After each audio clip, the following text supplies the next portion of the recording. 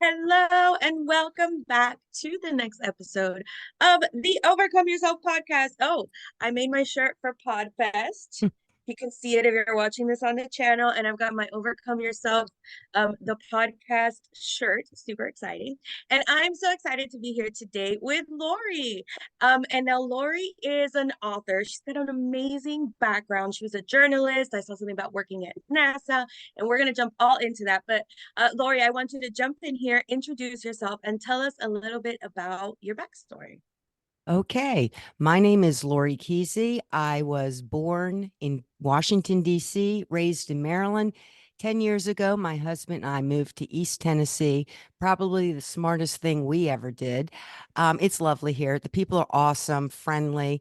I'll never forget when we first moved down, went to one of the Ken Joe's or whatever, a convenience mart, and I'm walking toward the door, and some teenager rushes back to the door and opens it. And I'm totally unaccustomed to this. It was, just they were so, he was so polite. So anyway, um, when we first moved down, I was still working as a communication consultant with NASA.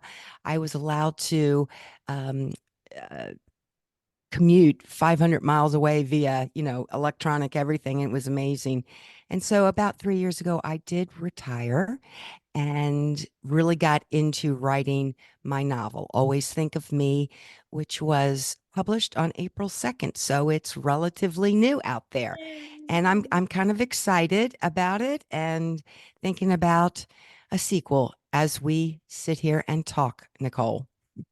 Yes. Oh my gosh, that is so exciting. But this is not the first book you've published, is that right? No, I have never published a novel before. I've worked Oh, professionally as a writer since, I graduated from college. Always wanted to write a novel, ever since I was a kid. But, like I tell people, the words would come, but the story didn't. And it took a tragedy before the story came. And so that's what happened. And that's part of the reason why I retired as well. I needed to devote myself to finishing this novel, creating a platform. I'm also a blogger. I call myself the accidental blogger because I never had any intention of ever being a blogger. But, taking classes and trying to figure out this world of publishing, everyone said, you need a platform. You need to put yourself out there.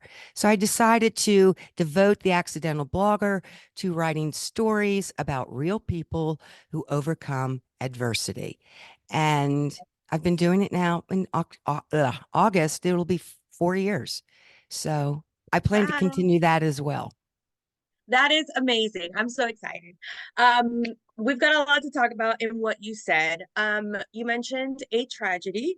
I'm very sorry for whatever happens. But we want to touch on the overcoming, right? Because the name of the podcast is Overcome Hmm. Yourself. The name of my book is Overcome Yourself. And Yes. so my next question was going to be, can you tell me a little bit about what it means to overcome yourself in this journey of becoming an author and following your dreams? Well, for one thing, I think the first thing when you're overcoming something, it takes time and not everyone will do it the same way. I mean, we're talking about hard things that people encounter, and it could be anything, a death, a betrayal of some sort. The list goes on, a devastating illness. And everyone deals with these things in their own unique way. For me, I walked around for I don't know how long. It seemed like months in a complete daze. And our personal tragedy was the death of our oldest son. And so I didn't know what to do. My husband didn't know what to do. It was horrible. And the thing is, Nicole, I'm not the only person who's dealt with this sort of thing. It happens all the time. And everyone, like I said before, people deal with it differently. For me, I had to start I prayed. I prayed and I also meditated. Well, not meditate in the, the sort of way, but I started looking, okay, what I started really thinking about, all right, what is the meaning of life? And I know that, I'm not some philosopher. It's not necessarily, well, I suppose it's a profound question, but what I came up with perhaps isn't so profound. But what I discovered is that we're all here for a reason, and we all have a special job to do. And if we don't do that special job, we may prevent someone else from doing his or her special job. It's like we're linked, we're enmeshed. We need one another.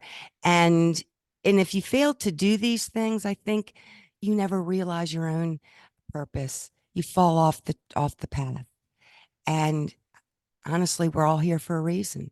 And imagine not doing what you were created to do. It's sort of sad to even consider.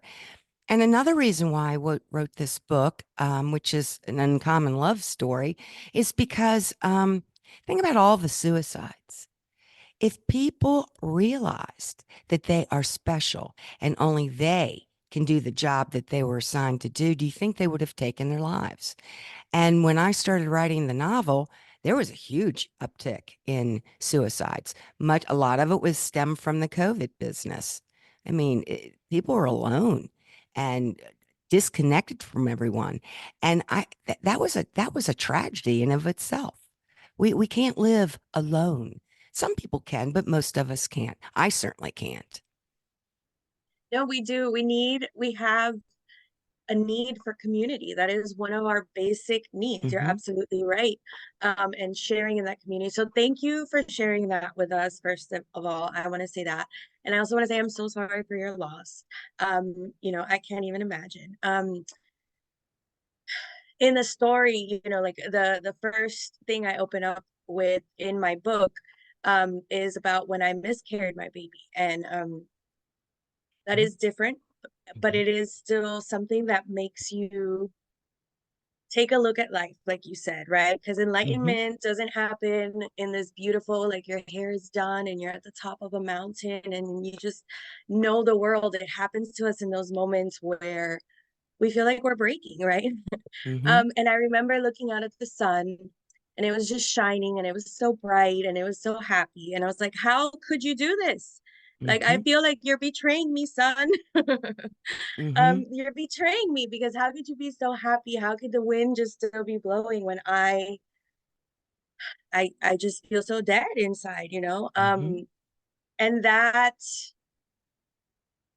I can only imagine it being um so much bigger when you have a face and things. But what is important about this is because I grew up, I lost my mom when I was 1.5.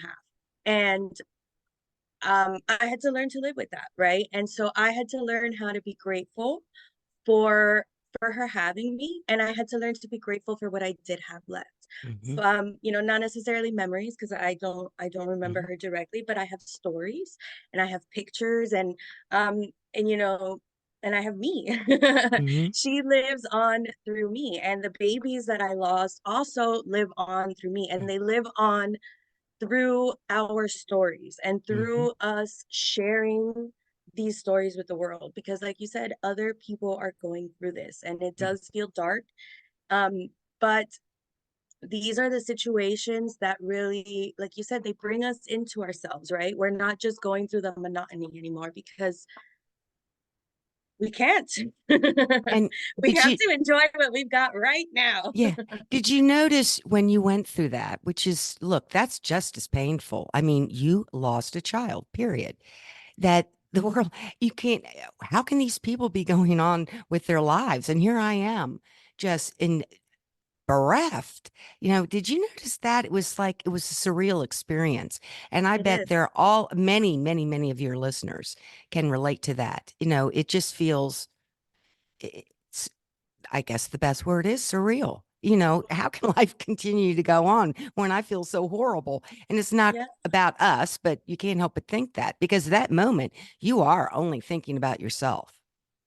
How And could you know? that's, yep. And that's when in time you do need, what I had to do was start looking outside beyond myself and figure out, okay, this happened for a reason. I need to figure out what I can do to make it better, not only for myself, but perhaps this experience will help someone else. And furthermore, showcasing other people who've experienced horrible things and showing readers how they overcome how they had overcome the adversity. Maybe this will be something a reader or a listener could benefit from it. And so that was really the motive behind the start of the blog and everything I've done Yeah, since. yeah, absolutely. I started off as a blogger. I don't know if people know that when I first started my website. So I absolutely love that. I did SEO and stuff for bloggers. Um, and I think it's just such an important form of communication, especially now, to have real stories from real people.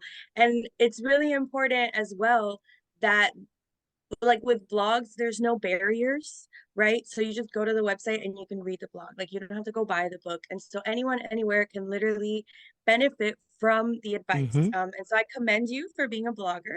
Well, thank you. And yes, absolutely. And for sharing your story, because I know that it's hard. I know that it's hard to sit here and talk to me about this. And but you do it, like you said, for other people to know that I don't want to say it's going to be okay. It's going to be okay. And we learn to live with it, and we learn to make the best of it. And one of the things that I had to learn, when I was going through the miscarriage, I remember coming home and I was like, all right, so is this it? Are you just going to die? Like, why didn't I die with her?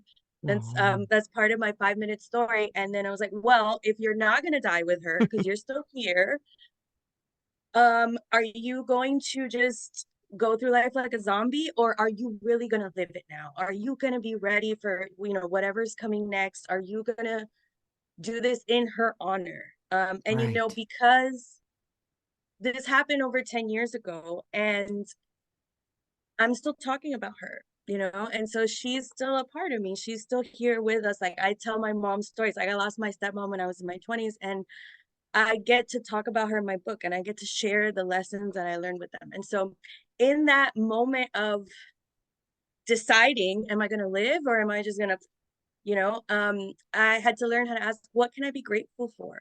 Mm-hmm. And that's really tough, Mm-hmm. but Mm-hmm. it's the foundation of my book. And the other day someone asked me, well, what do you know about suffering? And I was like, I got to tell my Yeah. story more. Wow. Yeah. Because I am young, but we've faced situations that force us to grow up, no matter what age we are, because Mm-hmm.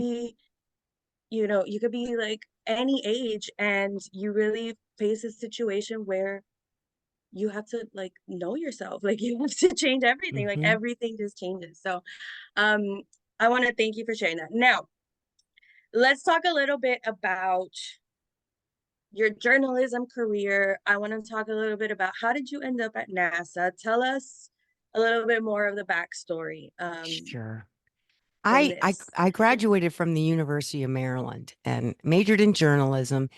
Uh, my first couple jobs, I was a newspaper reporter. I worked in at the Delaware State News in Dover, Delaware. Interesting place. Moved to South Carolina, worked for the Greenville News, lived in Spartanburg. That's where I learned that I really like the South. I just like the way it is, the accents, and people take a little more time to chat with you. That's sort of, it's friendly.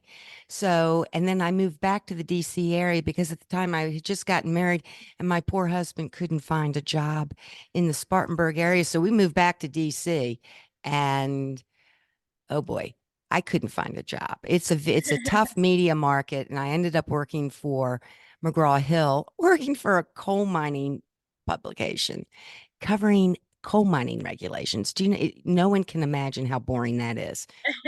Anyway, I ended up then working for um, nonprofits, the Amusement Park Association. Got another journalism job, covered Capitol Hill, and then I went on out, I started to freelance. And that's how I ultimately ended up at NASA. I had gotten a journalistic job covering NASA, fell in love with the agency. I mean, if you have to work for the government, that's the agency you want to work for because they do interesting things. And Yeah. the people aren't they're not they're scientists, they're engineers. They have a different outlook on life. So I started somehow I managed to get a consulting gig with the Goddard Space Flight Center, and I ended up working there for nearly 20 years. And I worked with the chief technologist. I did his communication planning. Wrote using my journalism. I wrote stories about technology in a way that the average person could understand. So, I know nothing about optics or any of that stuff. And, it was sometimes like, oh my gosh, I would spend this time trying to understand it before I could write these stories. But boy, I learned a lot. And it was Yeah. a great experience. And even better, I could work from home. I didn't have to Yes. deal with the DC traffic and commute from my place in Montgomery County, Maryland to Prince George's County, Maryland. It was fabulous. So that's how I ended up working for NASA. That's amazing. And I think that also the theme of overcoming is there because you were a journalist, so you knew what you did, but you didn't constrain yourself to like the traditional way of using that. And so you opened yourself up and you were able to do what you loved in a different way. And so you didn't let it stop you, right? That's right. And you know what? You bring up a very interesting point. When I was working for newspapers, anyone who went into media relations or public relations, we considered them hacks or something, flax, whatever.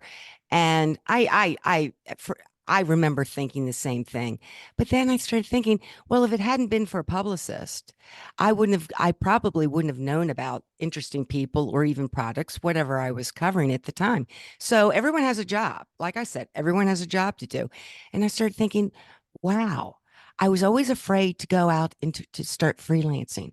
Really afraid. I was like, wedded to this idea that to survive you needed a job, steady pay, benefits. And when I stopped thinking in terms of security and saying, you know what, you can chart a different course and you might very well do okay at it. Boy, the sky, like you said, everything opened up. I freelanced for magazines, et cetera, et cetera. I did a lot of stuff. I worked for corporations in their human resources departments and did all kinds of things using the writing that I had been doing my entire life. And you don't need to be stuck. Oh, I'm going to be, a reporter. I'm going to be the next Woodward and Bernstein, whatever. No. Yeah, it really opened up the possibilities. So yeah, it's overcoming your bias of things that you initially thought, oh, I can't do that. That's nonsense. You Mhm. can do it. Yes. It's there's a lot coming up for me. I think of like the book David and Goliath by Malcolm Gladwell. Mm-hmm. And he talks about how underdogs have a better chance of winning with the right mindset, right? That's one of the big themes of my book. Mm-hmm. And I did a bunch of research to back that up. So I quote that in my book. And we when you didn't study for something, so you don't necessarily like if you're going to go play basketball and you just learn the basic rules and then you jump into the basketball game, you don't know the connotations, so you don't know like the implications, right? Well, it's implied that you're not supposed to do this. Well, is it in the rule book? No, so then I can do it. And so we get to come into these fields, and use our expertise, and we get to shake things up and we get to do things in a new way. And so I think that your story is such a great example of that, how you just opened up some new doors for yourself and you did things because nobody told you you couldn't do them. Well, and sometimes I also think, Nicole, it was all supposed to be.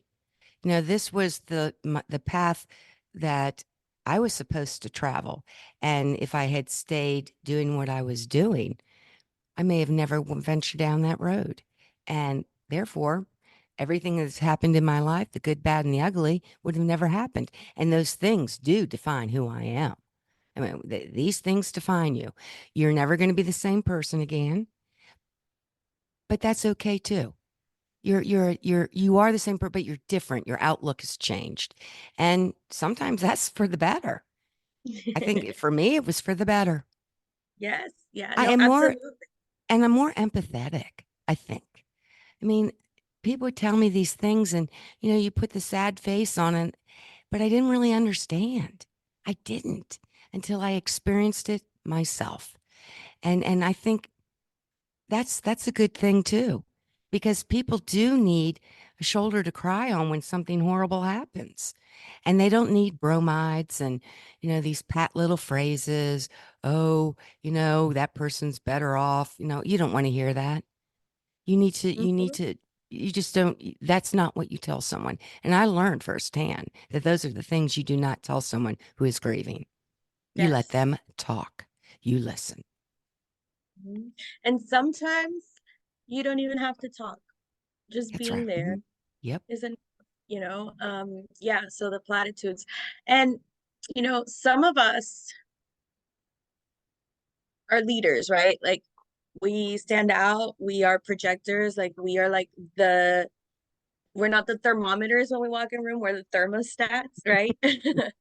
And so we go through these situations in order, like you said, to lead others who are going through who have not figured these things out yet.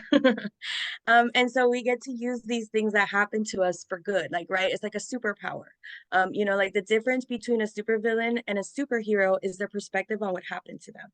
Hmm. And then the supervillains get bitter and then they try to take it out on everyone else. And superheroes are like, I'm gonna use this to help other people. And so that's what we are. We took a situation that was terrible, that was meant to destroy us or could have destroyed us. And it's like in the Everglades when the Everglades catch fire. But Hmm. that's supposed to happen so that Hmm. new growth can happen and new trees Hmm. can come out. Hmm. And so it's a natural part of the process. And so we can try to pretend that these things don't happen and power through, but we know that that's not how life works. And so I want to commend you for taking life by the horns and using what you have to help others, because it's brave, and I admire you. I just want you to know that. I think Well, it's thank amazing. you. I admire you too. I understand you have been through quite a lot. You shared a lot with me today. I also know of some other things that have happened to you by doing my own research, and I commend you as well. Thank you so much. Yeah, and I love getting to do this because I get to meet people like you, because you blow me away. Like you're absolutely amazing. All right, so one final tip. So let us know, like, if your final tip for our listeners, what is like the big takeaway here? If someone has done something to you that caused the adversity or made you become an overcomer, you really do need to forgive that person.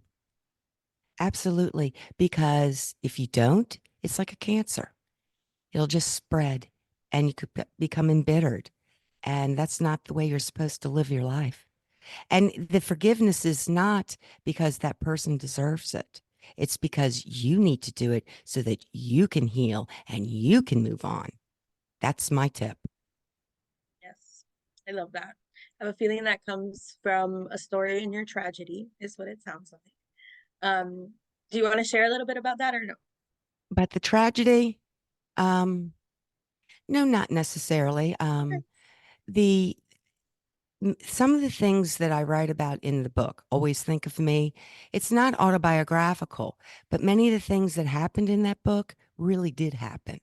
And I simply fictionalized it. So I hope people will take a look, check me out, look at my blog, The Accidental Blogger.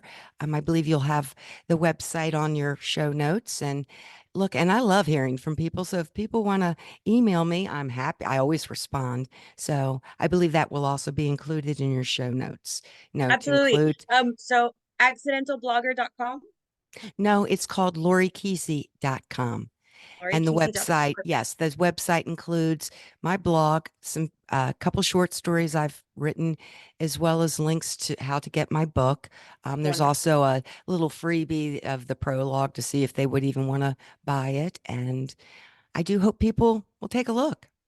Yes, absolutely. And you mentioned that you had a gift for our listeners. Yes, I am happy to give away a digital copy of the novel. So that will be Ooh. provided. Yes. Okay. So do you have a link for that so we can add that to the show notes? No, if it's okay, I'll just email it to you and you can Yes, include it. absolutely. Perfect. So make sure that you check the show notes so that you can grab your copy of Lori's novel. Can you say the name of it again? always think of me. It's available on Amazon, Books a Million, Barnes and Noble, all those Perfect. places. Okay. So head on over to Lori's website, lorikeesey.com, and you can get all the info. You can check out her blog, you can grab her book, and you can even get a free copy of her book. That link will be down in the show notes, in the comments, wherever it is that you're watching this. So thanks once again for joining us for the Overcome Yourself podcast. This one has been just absolutely amazing. Like, we went deep in this episode. So thank you guys for being here, and we'll see you on the next one. Bye.